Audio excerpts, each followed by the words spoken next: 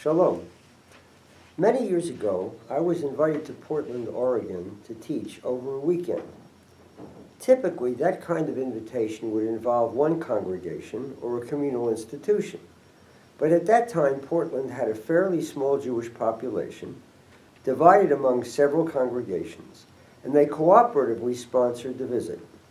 On Shabbat morning, I was at the traditional congregation and was asked to teach the children and the teens. It was Parashat Lech Lecha. I divided about 25 children and teens into groups of 3 and assigned each a portion of the Abraham stories, asking all of them one question. Who is Abraham? What is he like as a person?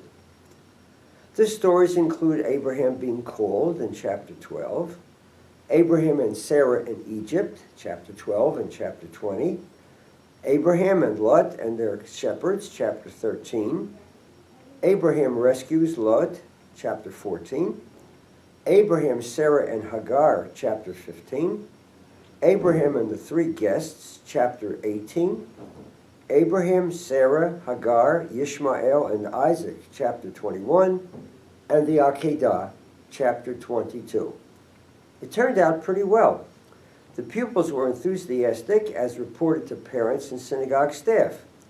The mixed age groups worked out, with younger pupils being excited to study with older ones, and older pupils enjoying playing the role of mentors. Abraham is a really complicated personality. I recall a conversation with a Christian educator who said to me, "We Christian educators have a problem that you Jewish educators do not have." He went on to explain that Christian educators try to help pupils identify with an image of perfection, which is the way that Jesus is basically presented in the Christian Bible.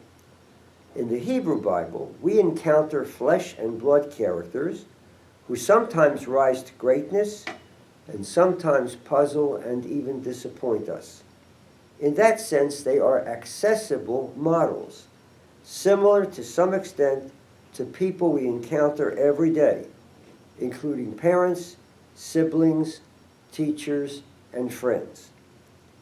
Abraham is a very courageous person, leaving one of the most sophisticated cities in the ancient world to go to an unknown destination. His faith is reflected in the number of times and places where he builds altars. He is courageous enough to fight a war against powerful forces, and even more to argue with God, demanding that God meet God's own standards of justice. Yet, he places his wife in danger twice, is insensitive to her pain, agrees to banish a wife and son, and agrees to offer his only remaining son to God. Even in its terse form, the Torah leaves us wondering about the ultimate impact of that act, the Akedah. Since following the Akedah, there is no mention of contact between Abraham and Isaac, Abraham and Sarah, or Abraham and God. The Midrash opines that Isaac was sent to the yeshiva established by Shem and Eber, 2 personalities who appear in the period before Abraham. We're left to wonder what happened to the family. We'll think more about that in the next session. So Abraham is no cardboard saint.